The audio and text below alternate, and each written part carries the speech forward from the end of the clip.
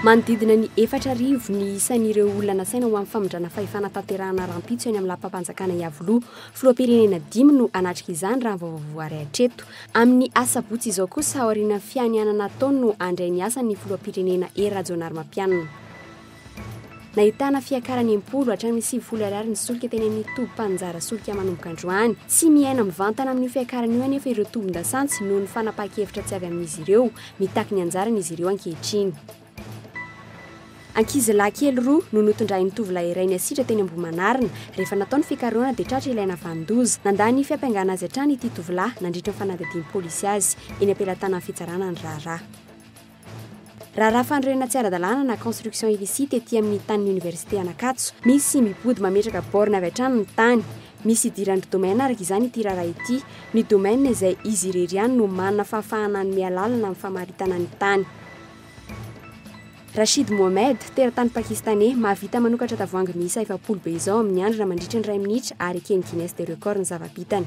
Ny antsy Priany avy hatrany.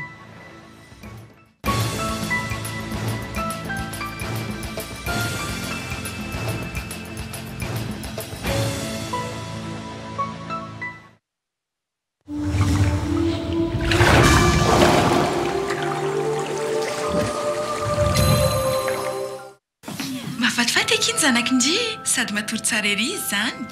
Rehefa manao couche patapon izy dia tena mahita torobe mihitsy. Tsy mba soloina couche matetika zany ny zanako satria ny couche patapon dia mitroka tsara ny amandona. Le sofiny kely amin'ny sisiny roa iny manakana ny amandona tsy hivoaka sady hitandry tsotra mora peta sady afaka akisakisaka ilay hidiny.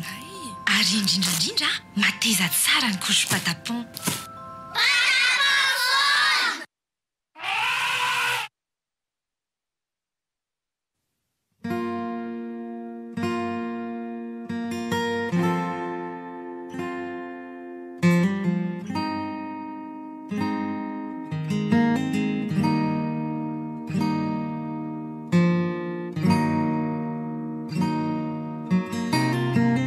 Soirée romantique ny 14 volana febroary ao amin'ny ANC Hotel Ivato amin'ny 8 sasany alina.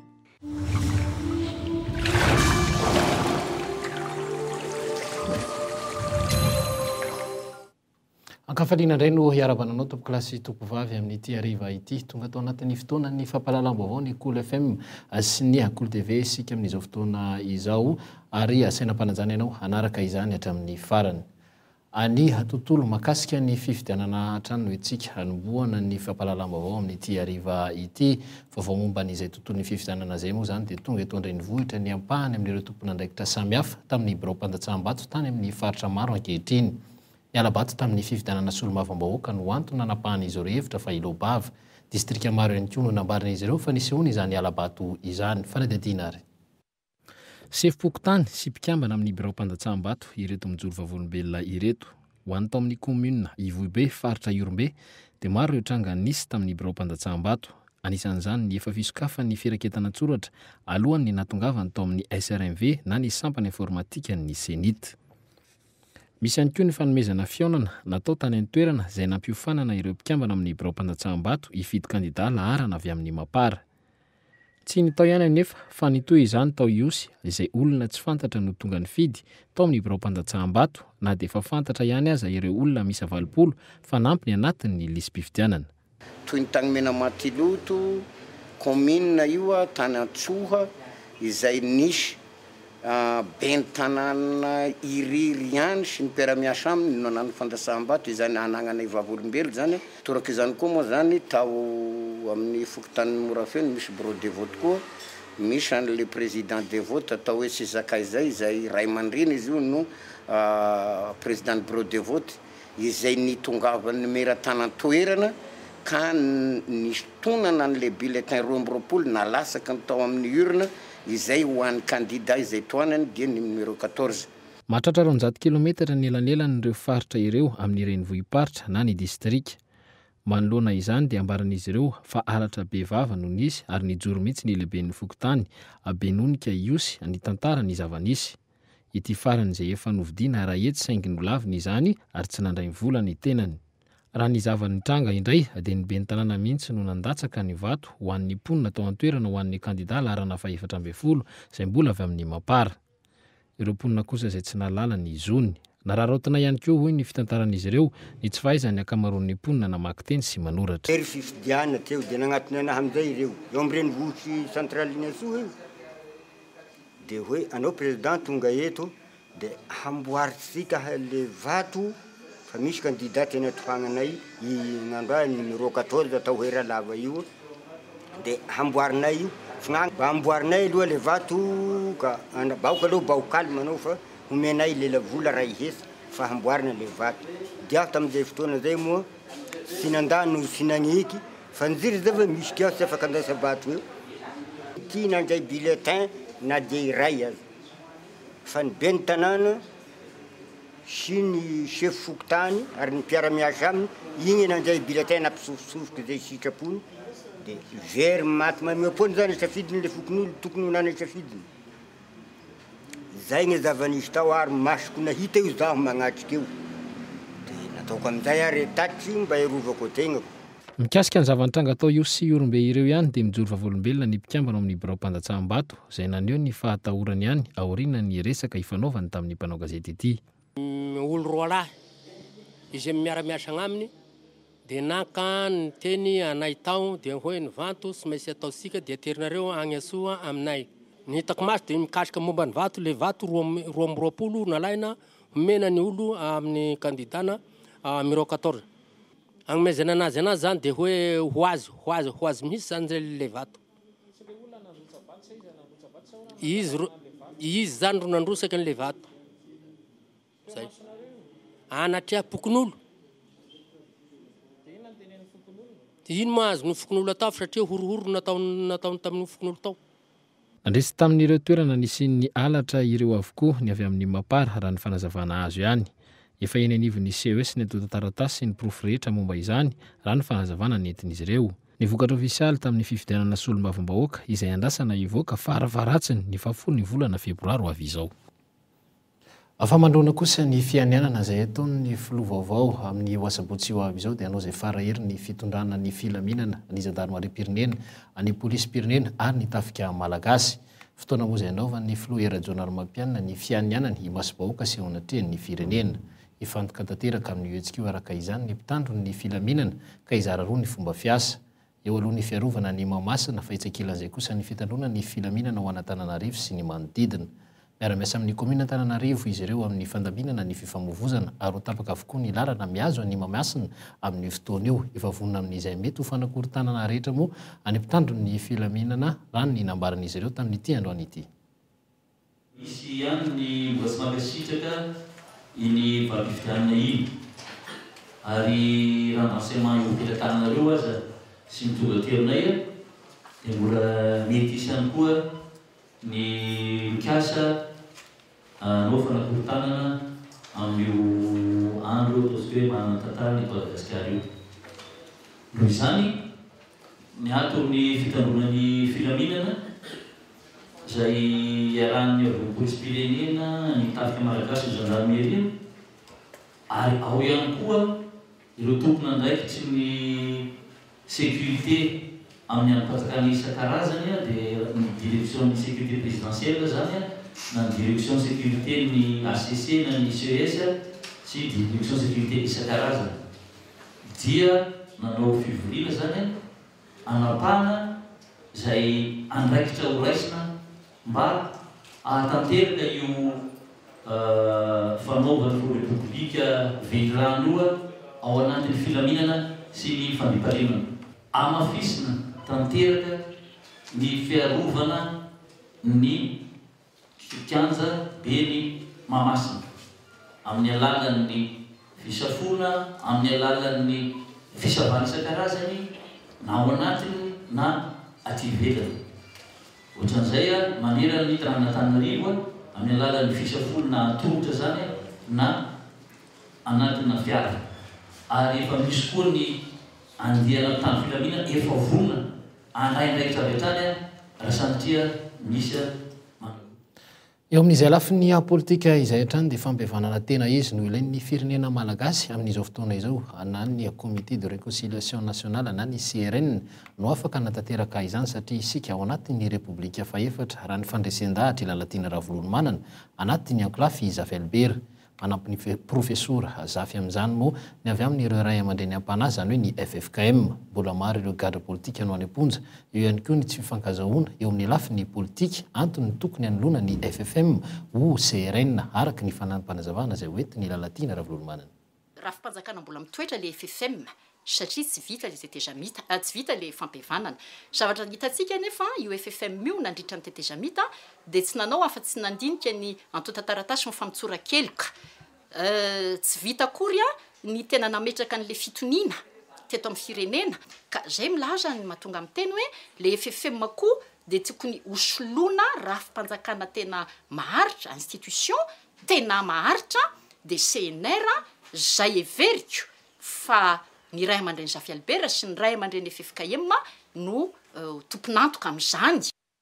Afa mbola misy moa ny fanampy-baovao mahakasika indrindra ny famindram-pahefana azay ho toto-saina amin'izy mao avy izao sy ny fianianana azay ho ataon'ny filoha vaovao Hery Rajonary Mampianina izay atao etsy amin'ny kianjabe ny Mahamasina izay hoentsika io ihany ary efa vonona ny sary mahakasika izay fa mahakasika kosa ny fanorenana tsy ara-dalàna izay hita fa mihamaro amin'izao fotoana izao dia tsy vao izao fa efa hatramin'ny ela no misy manao ny fanorenana tsy ara-dalàna eny amin'ny fonenany ny mpianatra eny Ankatso raha somary lefo moa izany tamin'ny taona 2024 sy ny taona 2024 dia niverina indray izany amin'izao fotoana izao olona iray ary sy roa no fantatra fa manao ity fanorenana tsy ara-dalàna ity. Nandrianina Rajonson.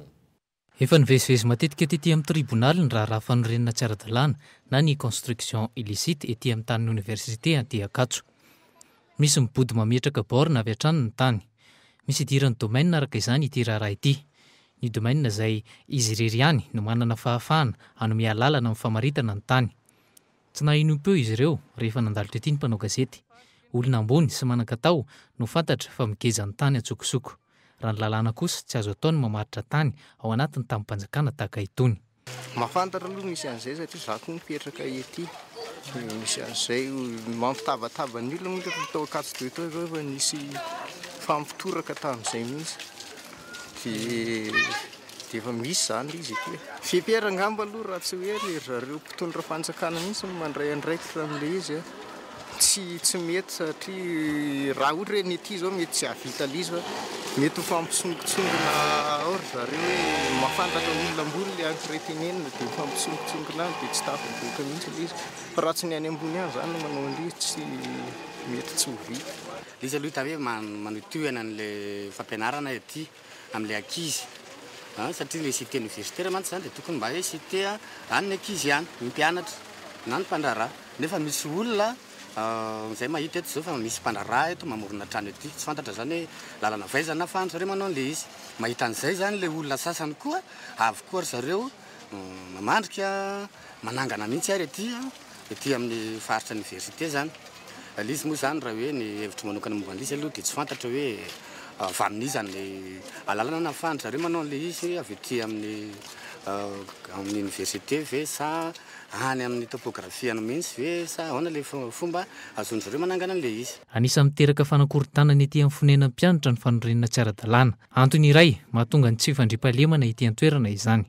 Ny vokatra iainanay zegny amin'ny resaka construction illicite ety Ankatso mitondra tsy fandriam-pahalemana aminay zegny le izy satria maro zegny vakitrano isan'andra tsy mahatonga zo fa zay zegny nivorivory dia avy amin'ny construction illicite zany tegna mahatonga hoe le tsy fandriam-pahalemana ety Ankatso. Mbola andalam-pikarakarana ny taratasy mamaritra ny tanin'ny université amin'izao fotoana izao ny avy eo anivon'ny Croix. Antony iray anararaotany sasan'ny tany izany.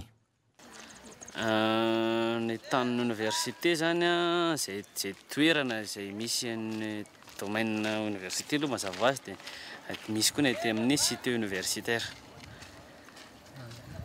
Zay misy cité universitaire rehetra dia efa anisan'ny tanin'ny université. Amin'izao fotoana izao aloha dia efa vita ny affectation ny tany amin'ny anaran'ny ministère de l'enseignement supérieur.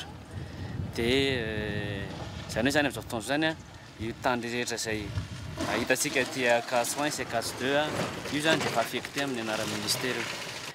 Andrasana aloha mivalin'ny délimitation. fa izahay dia tsy maro ny construction aty anaty cité fa izahay dia tsy makasitraka an'ireny. Raha ny filazan'ny mponina manodidina dia efa ela hitranga io no nisy tety ary profesora amin'ny université sy mpanao politika ary olona iray mpandraharaha malaza fa avy any Atsimo-Atsinanana ny voatonontonona. Ity farany tena atahoran'ireo ety amin'ny manodidina noho izy io malaza fa malala olona any amin'ny fitsarana ary efa nahazo alalana haka ny taniny aty amin'ny université. Niezaka nitady azy io ny mpanao gazety saingy tsy nahita. Mampanontany tena araka izany ny fomba nazahoan'ny olona mibody ny tany ny borina mamaritra izany. Anarina ny fitondram-panjakana ny raha tahaka izao tokony ho voafaritra mazava ny tamin'ny mpianatra raha ny fenitra iraisam-pirenena. Satria kosa moa efa vonona ny sary mahakasika ny famindram-pahefana izay ho tanterahana rahampitso eo amin'ny filohan'ny Rajoelina sy ny filoha Journal mampianina izay fotoana manan-tantara tokoa eto amin'ny firenena. Asainga zao akory no nisy ny famindram-pahefana teto amin'ny filoham-panjakana sy ny filoham-pirenena voafidim-bahoaka. Hatramin'ny na Repoblikan'i Madagasikara dia tsy mbola nisy ny famindram-pahefana teo amin'ny filohan'ny Repoblika roa izay nifandimby toerana. Fanadihadiana mahakasika izay. Voalohany tamin'ny taona 2017 izay nandraisan'ny filoham-panjakana Jeneraly Gabriel Ramanantsoa ny fahefana feno avy amin'ny filoham-pirenena Filibert Tsiranana izay nijanona filoham-pirenena Saritsariny 6. Etsy-bahoaka ny tadiavam-panivana tsy hay notoerina no nahatonga izany taorinany rotaka ny taona 2017 izay namoizana ain'olona maro niditra tamin'ny vanim-potoana teteza mity io. Faharoa tamin'ny taona 2017 tao anatin'ny vanim-potoana teteza mita famindram-pahefana teo amin'ny filoham-panjakana Jeneraly Gabriel Ramanantsoa sy ny filoham-panjakana misahana ny asan'ny filoham-pirenena ny kolonely Ratsimandrava izay maty nisy namono ary tsy nitondra afa-tsy enin'andro. Nijoro ny fitondrana miaramila nentin'ny Jeneraly Andriamahazo narahin'ny fanonganam-panjakana nataon'ny kolonely Rajaona Arsan sy ny namany izany. Lany ho Prime Ministra ny kapitaine de vaisseau Didier Ratsiraka izay lany filoham-pirenen'ny Repoblika faharoa avy eo. Fahatelo ny taona 1770 famindram-pahefana teo amin'ny filoham-panjakana Norbert Lara Ratsirahonana filohan'ny teteza mita tamin'izany fotoana taorenan'ny nionganan'ny filoha Zafy Albert sy ny filoham-pirenena voafidim-bahoaka ny Amiraly Didier Ratsiraka. Ary faefatra farany ny famindram-pahefana no tanterahana rahampitso eny amin'ny lapam-panjakana Iavoloha eo amin'ny filohan'ny teteza mita Andry Rajoelina sy ny filoham-pirenena voafidim-bahoaka Hery Rajaonary Mampianina. Raha jerena akaiky ireo dia inefatra ny aina vanim-potoana teteza mita tamin'ny endriny samihafa i Madagasikara, inefatra ny aina krizy politika ny Malagasy ary inefatra izao no nahazo filoham-pirenena voafidim-bahoaka. Tsy mbola nisy kosa ny famindram-pahefana teo amin'ny filoham-pirenena fandimby-toerana fa tsy maintsy narahina krizy politika hatrany ny fialan'ny filoham-pirenena iray amin'ny toerana. Tsikaritra ihany koa fa saika ireo endrika mpanao politika efa hatramin'ny taona 70 hatrany ny akamaroan'ireo maneloelo eo amin'ny sehatra politika ankehitriny. Afa vaovaon'ny université hatrany satria dia efa nentintsika zany ny mahakasika ny zava-nisy tetsy Ankatso dia ho any amin'ny faritry Mahajanga indray isika mahakasika izay vaovaon'ny université izay. Mangadiady ny faritry université ny Mahajanga ny alahady lasa teo tamin'ny iray maraina no niala tao amin'ny faritry ny sekoly ny mpitandro ny filaminana sy ny mpiambina hafa ihany koa.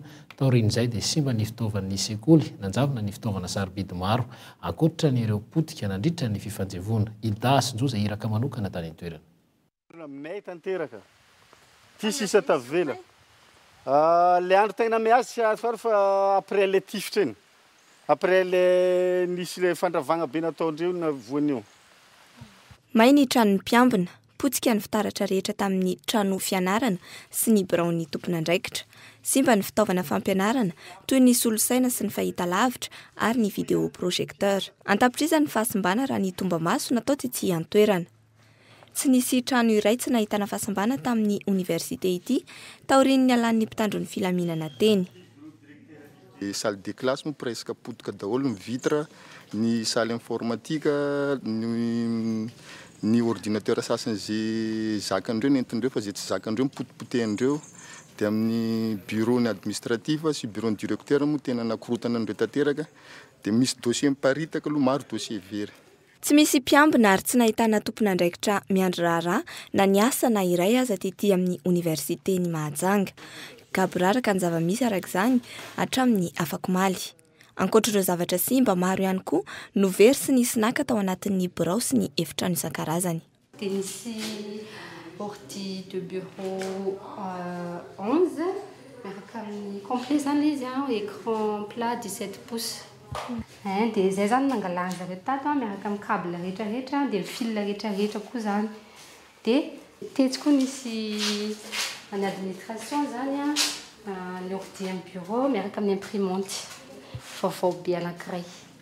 Raha ny fanazavan'ireo mpitaridy teny antoerana izay mpiandraikitra ny anivon'ny oniversite namaky varavarana sy nianika rindrina ireo mpangalatra sy mpanimba. Tsy nitonona ny mpianatra ho nanao izao asa ratsy izao mivantana ny mpiasan'ny oniversite saingy nilaza ho tsy teny antoerana hatramin'ny alan'ny mpitandro ny filaminana teny ambondrona. Nijanona tsy nisy mpiambina nandritra ny 3 andro araka izany ny teny antoerana etsekilan'izay ireo mpianatra izay nanala tena tsy tompon'antoka amin'ny fahaverezan'ny entana ireo ifaniliana ny andraikitra. Ewa manzava ho azy zany hoe io moa zavatra fahafantatry ny amin'ny aloha hoe io hisy hanimba raha io dia atao mpianatra hanimba raha io. Ohatran'izay zany hoe ordinateur zany misy mangalatra tragnony gardien sy nandoro dia considérena mpianatra zany manao ny raha rehetrarehetra satria mpianatra andika administration mifandona ohatran'izay. Raha tambatra solosaina fampiasa anaty birao 7 solosaina finday 3 vata fahita lavitra vidéo projecteur câble sy fil isan-karazany vata fampangatsiahana scooter atota taratasin'ny mpianatra miampy diplôma sy notin'ny mpianatra ny nanjavona natao anatin'ny oniversiten'ny Mahajanga. Isan'ireo fotodrafitrasana hita fasimbana ihany koa ny laboratoire izay isan'ny zavabaovao azon'ity oniversite ity. Afaroa 20 andro taty aorinan'ny korotana tao amin'ny oniversiten'ny Mahajanga dia mpianatra fito tamin'ireo 12 tao amin'ny hôpital Androva no nahazo assez nandalo fandidiana vokatry ny ratra navelan'ny bala. 10 mono mbola voatazana amin'ny hôpital hatramin'ny nandolovan'ny mpanao gazety tany an-toerana ary efa nisy ary tsy misy ahina intsony ny ain'izy ireo raha ny fanazavan'ny mpitsabo tao an-toerana. Vavy atokana amin'ireo naratra i Racheli mpianatra ho Antsoy efa miatsara hatramin'izao ny fahasalamany. Idasinjo izay iraka manokany ny KOLO TV tany Mahajanga. Ny zoma fahafolon'ny volana janoary lasa teo nisahotaka ny teto amin'ny hôpital Androva Mahajanga nandray ireo mpianatra voatifitry ny mpitandro ny filaminana vokatry ny fifandonan'ny rotota ny maraina. Amin'izao fotoan'izao efa tsy misy ahina ny momba ireo mbola tsaboina. Ny didina aloha dia azo lazaina hoe grave daholo izay didina rehetrarehetra izy fito ny resahako. Dia ny enina moa zany efa vita ny opération efa en cours de convalescence ny sasany dia mbola misy anankiray mbola tapaka tongony mbola tena mitsabotsika. Dia ny didina kibo roa efa mivoaka ny anankiray ny araiky mbola tsy ahina ny fahasalamany. Raha ny fitantarany mbola 100 metatra ny alan-trano fonenany ao anatin'ny oniversite Richely no voatifitry ny mpitandro ny filaminana. Tsy nanam-pona inona na iny ty tovovavy ity tamin'ny androny hetsika. Vao tonga avy tany avinody nandehananao fety Tansoy, vao tonga tsisy zavako fatako tery tamin'ny campus tary. Dia vao tonga andeha hianatra mihitsy satria fa mianatra mpianatra. Tamin'io andro nefa nisy moregre nandeha tany nitifitra. Tamin'ny trano mihitsy za zao voatifitra. Samy nanao izay nanavotan'ny aina ireo mpianatra ireo nandritra ny fifandonana. Avy eo ireo mpianatra ihany ny fantatra fa ny fanampy nitatitra ireo naman'izy ireo voan'ny bala saika voakasika teo amin'ny tongotra, ranjo, na fe na ny kibo. Tsy nahatsiaro ny fomba natongavany teto amin'ny hôpital i Richely. Dia rehefa naratra ianao dia iza no mitondranao taty amin'ny hôpital? Mpiara-mianatra aminay nisy ny batabata maro. Tsy fantako izany tondra taty l'hôpital. Tonga teto amin'ny hôpital ny ren'ny Richely vao nahareny zavanitranga tany Antsoy fa atarana no nahazo azy nandray ny antso avy aty Mahajanga. Tany Antsoy nahareny izy naratra io. Tena narary torana mihitsy za satria zanako mbola voniala ka misy joma izy efa voatifitry ny zanakao izy rafozako izay mipetraka eto. Torana tsy naharay vatagna zahay. Ankehitriny tsy misy atahorana tsony ny fahasalaman-janany. Mampanahy azy kosa ny takaitra mety avelany ny ratra na azo ity vavy matoany ity. Efa mandroso tsara ndraiky izy. Fa izy mbola tsy afaka mandeha, mbola mandeha beky. Ny an'ity tovolahy ity no fantatra fa mbola manano sarotra ny fitsaboana. Namakivaky ny taolandava ny bala ka nanapaka izany raha ny fanazavana azo teto amin'ny hôpitaly ny oniversite no mandray antanana manontolo ny fitsaboana ireto tanora ireto. afa eo amin'izay voavoan'ny fahasalamana izay trany dia tokony ahafahana mametraka ny fitandrona ny fahasalamam-bahoaka ho tena lara-pahamena marina ny fandrana raha ireo hopitaly manara-penitra manerana nosy ho andrem-ponina ambanivohitra kosa manoloana ny alavirana sy ny aratsy ny lalana ary ny fahasahiranana dia ny hatsarana ny ireo CSB2 no tokony hojerena manokana indrindra amin'izao fotoana ny maintsoahatra izao tsy ampipitsabo ary tsy mihodina araka ny tokony ho izy ny akamaroany izy ireo ankehitriny Gaëtan Andreatsilavo. Manano sarotra ny tantsaha ny fanantonana ivotoeram-pitsaboana indrindra fa rehefa fahavaratra. Antony ny aratsy ny lalana vokatry ny ranonorana, ny alaviran'ny tany ary koa ny vidim-panafody. Ny paracetamol sy ny vitamine C ary irony antibiotika toy ny amoxicilline ireny no fanafody mora indrindra aty amin'ny CSP2. Nefa na ny vidin'izy ireny aza efa manahirana ny akamaroan'ireo tantsaha mitsabo tena. Ho an'ny mponina madio manana sy Ambohijafy, commune aty amin'ny 20 km mialan'ny renivohitra, misy dispensaire eo an-toerana saingy mahavantana azy ireo kokoa ny manantona CSP2 no ny vola tsy maintsy aloha. Misy dispensaire zany aty aminay fa lafo ny vidim-panafody. Raha manao vaksina dia mandovy vola. Dia izay nandananay any CSP2 aty Fianorivo. Olona zany mieritreritra dispensaire le izy dia mandeha any tady felam-bidy. Nefa le izy tsy takatra kokoa le izy indray dia lasa voatery mividy pilipilina kely any amin'ny tsena kely any olona.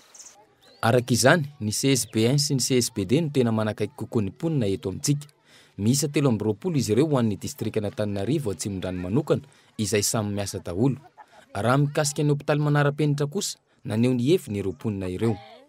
Takatry madinika mihitsy ny saram-pitsabonao satria raha mandeha aty amin'ny CSP aty aminay aty re dia hitanay hoe maimaimpona nefa tsy araka izany ny fandehan'izy ao.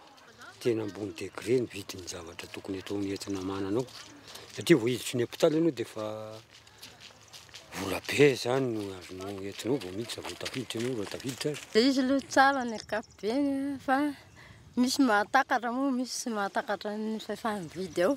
Tsapa araka izany fa tsy ny rehetra akory no manana fahafahana miditra hopitaly, indrindra ilay antsoina hoe manara-penitra na dia misy aza naretina tsy maintsy hatreny.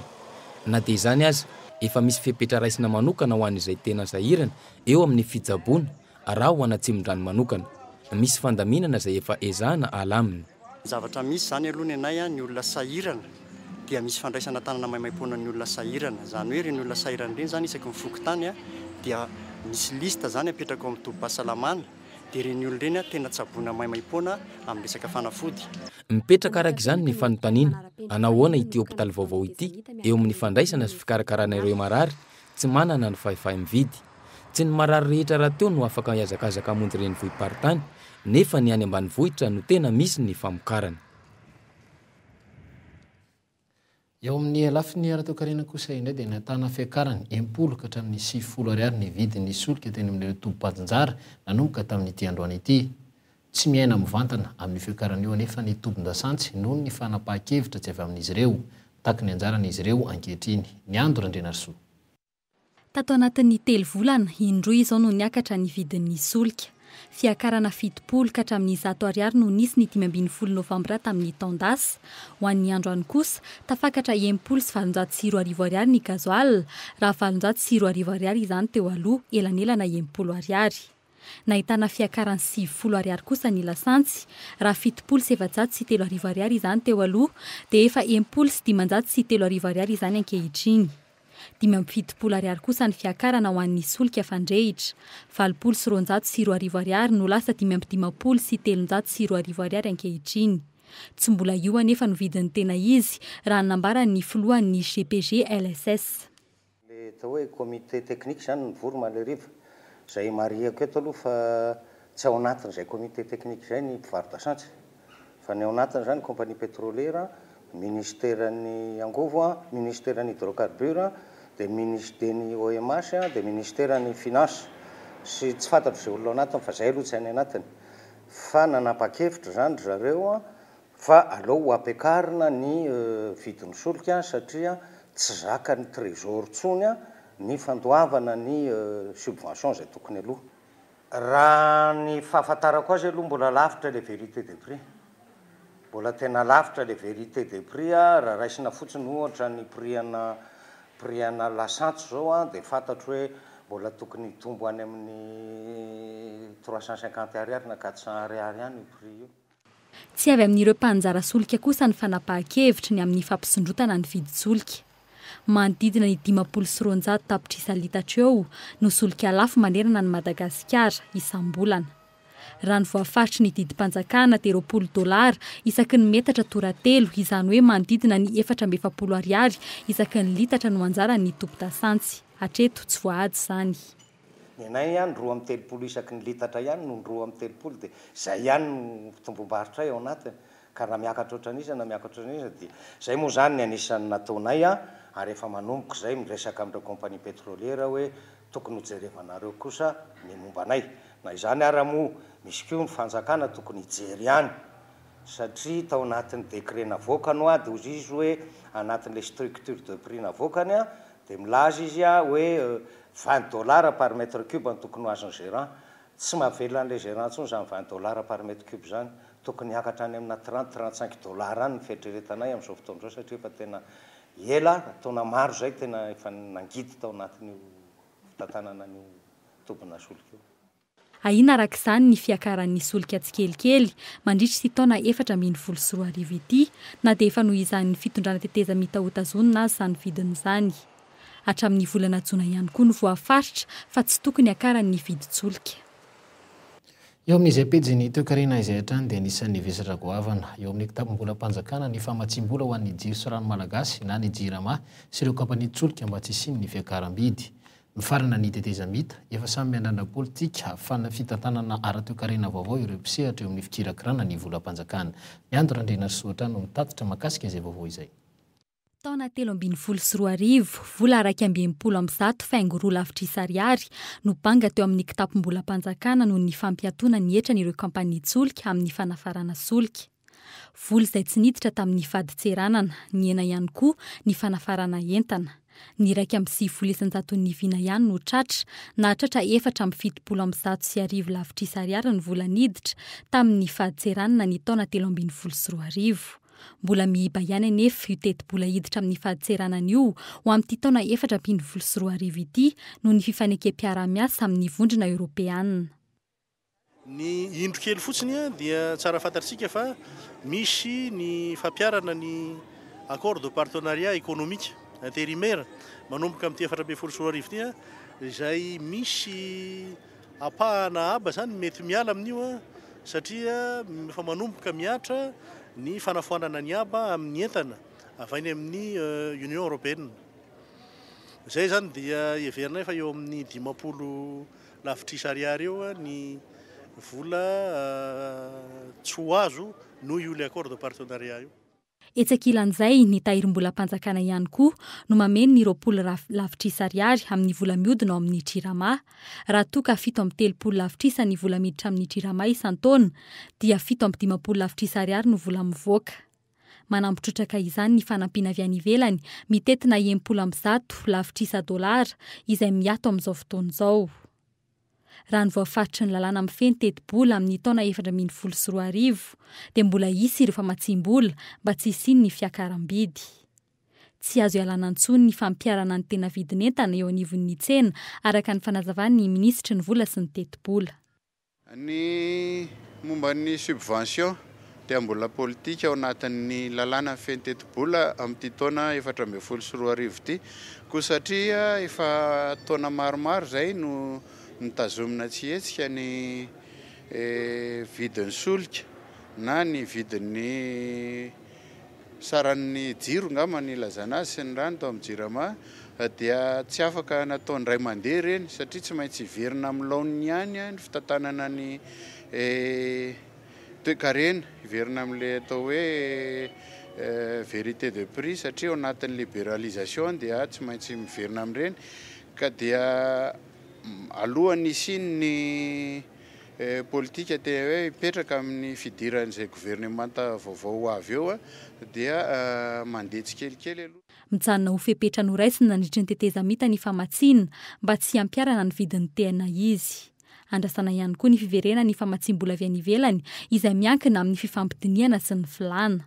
Andrasana amin'ny volana febroary ny FMI, androany moa no nankalazaina ny andro iraisam-pirenena ho an'ny faditseranana. Vaovao ny tranga ampiaramonina kosa indray dia felonana sa siparana tsotro zao ankizy kely roa nonotondrany tovolahy iray ny asira tetsy Ambohimanarina. Rehefa natao ny fikaroana dia tratra ilaina vandoza nandany fampangana azy hatrany nefa ity tovolahy ity nandritra ny fanadadiana izay nataony ny mpitandro ny filaminana azy teo anivon'ny polisy pireneny azora kotinirina. Ankizy kely mianadahy telo taona no main'ny asidra teny amin'ny tsenan'Ambohimanarina. Tovolahy iray no voatondro tompon'antoka tamin'izany ary efa voasambotry ny polisy ny brigade kriminelle tamin'ny 13 Novambra lasa teo. Ny lalao teo akaikin'ny fivarotan'ny Renibeny reto ankizy mianadahy ireto no nioraka ny tomany ary nilaza tamin'ny Renibeny fa nisy nanondraka rano mangotraka. Mahita teraka ny taresin'ny lohany iray tamin'ireo ankizy ireo ary mbola eny amin'ny hopitaly hatramin'izao. Ny iray kosa ny tongony ihany no voa. Ny fanady adiana no nahafantarana fa asidra no nandoro reto ankizy ireto. Raha nanontaniana ireo ankizy dia tsy nanondra avy hatrany na vandoza fa andro vitsivitsy taty aoriana niaraka tamin'ny rainy ny iray tamin'ireo ankizy ary izay vao nanondro ilay tovolahy miasa tsy lavitra teo. Efa natolotra ny fitsarana io maraina io ity tovolahy ity ary nalefa vonjomakena tamora miandry ny fitsarana azy.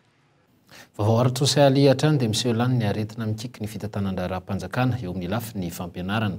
Resaka fanodikotinam-bola tsy hitany nalehan'ny filohan'ny FRAM izay efa nitony tena ahafahana nodikodina ny volan'ny fikambanana.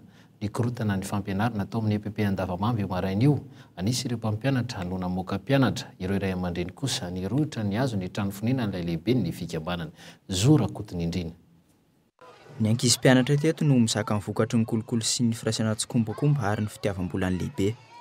Tapitra ho maly ny fepitona nomendreo fikambanany ray aman-dreny mpianatra eto ny filohan'ny FRAM mba handoavana ny vola 9.3 tapitrisa ariary voalaza fa nahodinkodiny ity farany. Hatramin'io tolakandro io anefa nanjavona ity tompon'andraikitra ity. Nitrotra noho izany ireo ray aman-dreny mpianatra sy ireo mpampianatra FRAM. Nisy tamin'ireo mpampianatra no namoaka mpianana io maraina io. Ireo ray aman-dreny kosa dia nitabataba teo tokotanim-pianarana. Mety hampiakatra ambombony kokoa ny fitarainana ireo FRAM ireo. Ny hetsika ataonay ngamany tena ampiakarina resaka ara-tribunal mihitsy ngamany ty zavatra ty fa tsy atao tsotsotra ohatr'izao intsony. Mety ny trano no mety ho alaina atao antoka tsy haina intsony ataonay daholo zany izay moyen tsy maintsy hamerenana ny vola. Dia ny tena mampalailonay ray aman-dreny zany le vola ho averiny amin'ireo tsy dia ahoanay fa le zanaka ho very fianarana mihitsy ho very fahalalana. Hoazy ary ireo ankizy 700 ireo nefa adalana olona efatra ve ny anariana ny tena olona 700 ankizy. Raha tsy ahivina tamin'ny 10 Janoary teo dia nanjavona tsy hitany nalehan'ny vola natokana handoavana ny karamareo mpampianatra FRAM sy ho entin'ny fikambanana miasa. Rehefa natao ny fanadihadiana dia nitsotra ilay talen'ny fikambanana fa izy sy ny mpitam-bola no nanodikodina ireo vola ireo. Ny an'ilay filohan'ny FRAM 9.3 tapitrisa ariary raha 2.3 tapitrisa kosa izany ho an'ilay mpitam-bola. Rehefa nampandrenesina momba izany ireo anivon'ny Sisko dia natao ny raharaham-pihavanana. Nataony taratasy fifandaminana zany dia nanome fotoana iry zareo ny an'ny trésorier zany ipaye le karama janvier ary fin février no andoavany ny ambiny. Dia ny an'le président zany tao anatin'ny taratasy dia 22 janvier.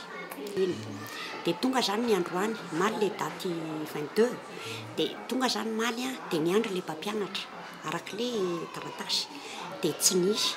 Dia androany maraina zany rehefa hoe tsy hita zany le président amin'le fotoana dia nisy ny mpampianatra mosasany zany tonga dia navoaka ny azo ny mpianatra.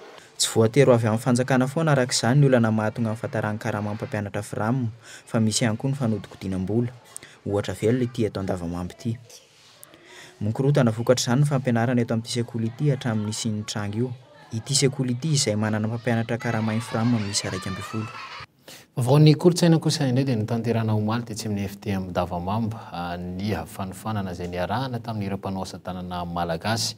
Ity sehatra ity moa na ihany koa ny akora izay ahafahan'ny fianakaviana na ny sekoly ampiasaina hampiala voly ny lehibe. Rahampitso anatin'ny fotoana ny fampalalam-baovao ny tanterantsika ny makasika izay sy ny andindininy izay vaovao izay. Fahamaranantsika kosa izao fotoana izao dia ny vaovao iraisam-pirenena samy manana ny fialamboliny, samy manana izay zavatra mety afinaritra azy saingy tsy dia noeritreretina loatra kosa ny nataon'ny Pakistan iray antsoina hoe Rashid Mohammad mahavita manokatra ny tavoahangy amin'ny andrina izay raha namana irery ihany moa ny keny ny Guinness de record ny azava-bitany. Fanadihadiana ary. 3, 2, 1, go! fanambina petraka fa hovitaina sady fialambony Mohamed Rashid tahaka izao manokatra tavoahangy misarona kapisily amin'ny tapikandrina tamin'ny tendry mandeha ity voaraikitra ho isan'ny zava-bita miavaka indrindra maneran-tany izany tsy misy maratra ny andrina tsy misy afa-tsy ny andrina sy ny tanana kosa no ampiasaina fa atoloka amin'ny rindrin-databatra ny tavoahangy labera misarona kapisily avy eo kapohina amin'ny lomba hiala ny sarona mandritry ny 2 minitra no anaovana izany ary ny mahavariana mavita manokatra tavoahangy miisa 700 be izao ity teratany Pakistany ity io zava-bitany io ny betsaka indrindra ary ekeny Guinness de record sanga maneran-tany fifananana ara-panatanjahantena navitany ity Pakistany ity nanokatra an'ireo tavoahangy ireto amin'ny tapikandrina tsy mbola misy mavita aloha izany hatreto fa efa hoeritoana mahery izao ity karazana fifananana ity angamba no mety ho vitan'ny sasany amin'ireo malagasy misotro labera raha ny fahamaroan'izy ireo rehefa misy fetifety sy lanonana samihafa ireny na izany aza tsy dia azo andrakandramana loatra ny tahaka izao noho izany mila fahasahiana sy fifantohana fa indrindra fahamelona